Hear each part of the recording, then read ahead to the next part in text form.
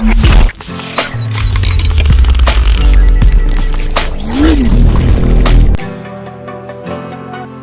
guys, it's Heather. Welcome to How to Be Fancy. Today I'm going to be showing you how I use a hairdryer when styling vintage hair. Now, because I do so much with my hair, I usually let it air dry, but once a week I do a hair mask on my hair. Usually it's Olaplex or something like that. So I put it on my head, put my little shower cap on, and then set the hairdryer to the warm setting. Do that for about 30 seconds around the head to really help activate that hair mask. For my next trick, you'll need the little concentrating nozzle.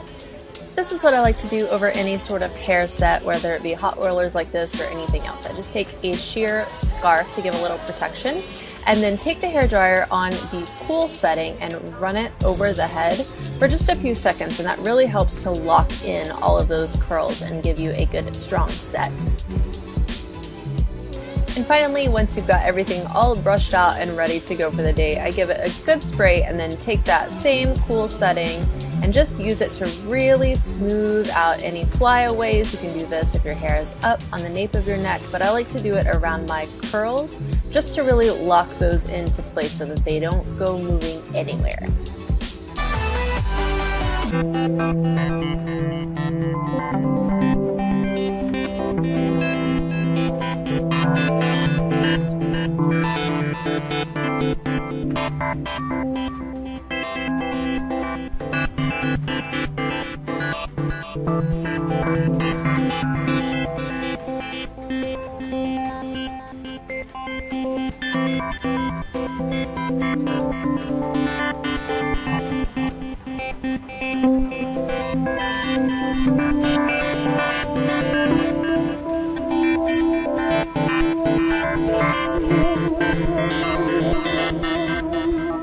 To create Teresa's look, I use the tapered curling iron to get the opposite effect.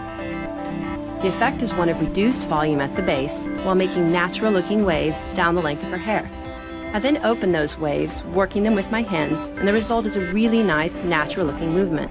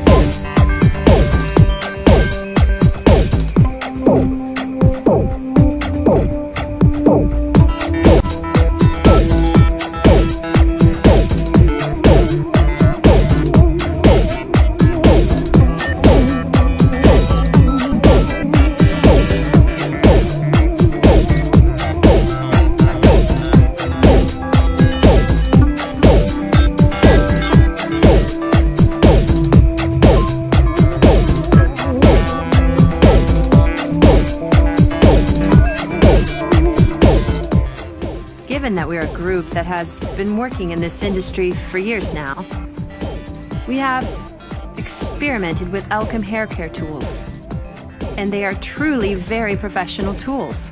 They are very high quality tools.